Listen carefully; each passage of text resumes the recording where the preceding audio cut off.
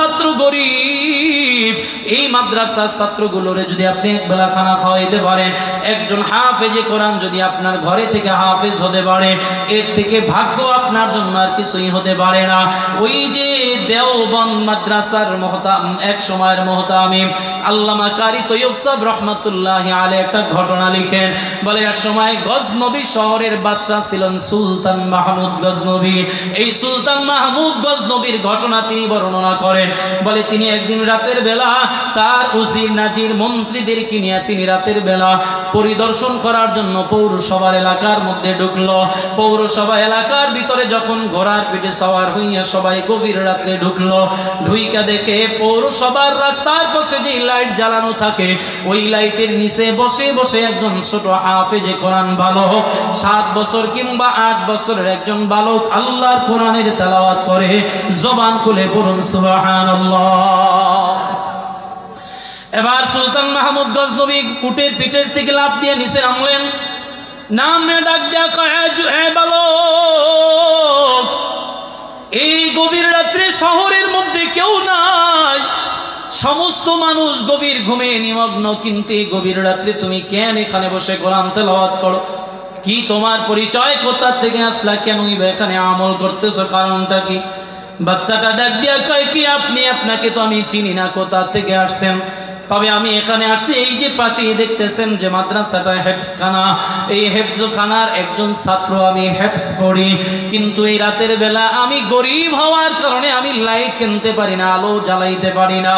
একজন ছাত্র ভাইয়ের আলোতে আমি পাশে বসে পড়তাম, কিন্তু সময় মতো ভাইটা আমার ঘুমায় যেত। আমার বাবা নাই, আমার মা একজন গরিব মানুষ, বাবা ইন্তেকালের আগ মুহূর্তে আমার মাকে ওসিয়াত করে যায়, আমার সন্তানটাকে হাফেজে কোরআন বানাইবা। আমার মা মাদ্রাসায় দিয়া গেল, মা মানুষের বাড়িতে কাজ করে করে নিজের জীবিকা অর্জন করে, আমাকে খরচাও দিতে পারে না, টাকা পয়সা দিতে পারি না।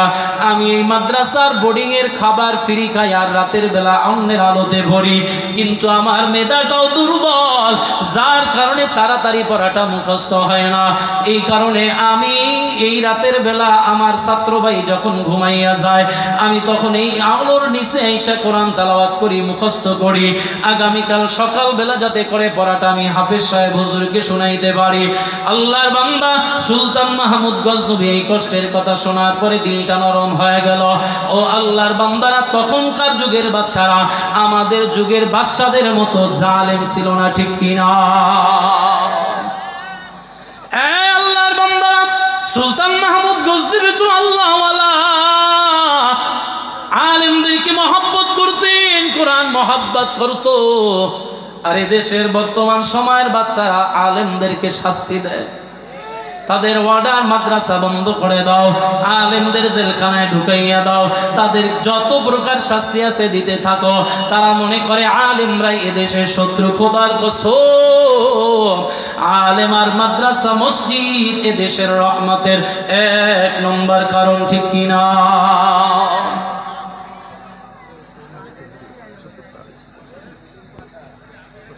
আলহামদুলিল্লাহ বলেন, জোরে আওয়াজ করে বলেন আলহামদুলিল্লাহ। আমাদের প্রধান অতিথি কেশবপুর পারবে এসে পড়ছে, মাশাআল্লাহ, আলহামদুলিল্লাহ। আশেপাশে যারা আছি আমরা চলে আসি, অল্প সময়ের মধ্যে চলে আসবো।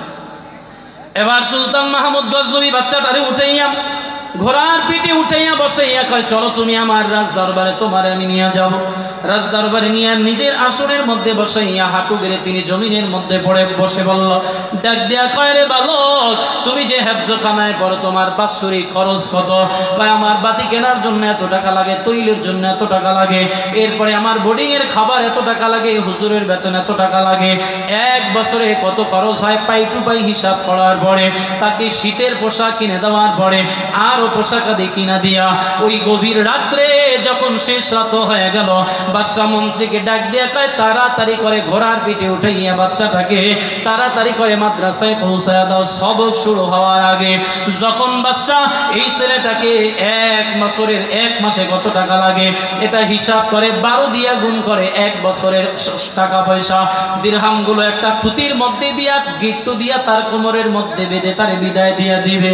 এমন সময় ডাক দিয়া কয়, বালক, তুমি মাসুম বাচ্চা, তুমি কোরআনের হাফেজ হতে চলছো, তোমার দোয়া আল্লাহ কবুল করবে। আমি তোমার কাছে দোয়া চাই, আল্লাহর কাছে আমি দুইটা আশা নিয়ে 12টা বছর পর্যন্ত ঘুরতেছি, এই আশা দুইটা আমার পূরণ হয় না। তুমি আল্লাহর কাছে দোয়া করবা, আল্লাহ যেন আমার এই মনের আশা দুইটা পূরণ করে দেয়। সুবহানাল্লাহ। এবার বাদশাকে যুবক বাচ্চাটা ডাক দিয়া বলে, হ্যাঁ বাদশা, কি এমন দুইটা আশা নিয়ে আপনি দিনের পর দিন কাটায় দিতেছেন?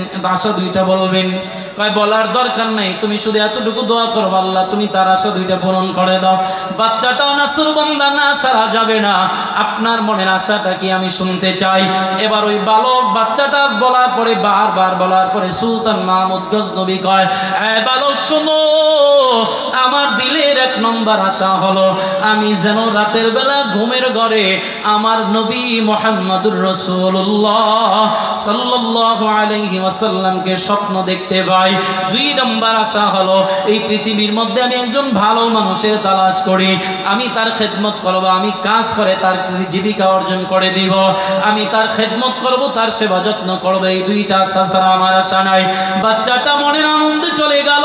পরের দিন রাতের বেলা বাদশাহ সুলতান মাহমুদ গজনবী রাতের বেলা আমল করে, নামাজ আদায় করে বিছানার মধ্যে শুয়ে পড়লেন।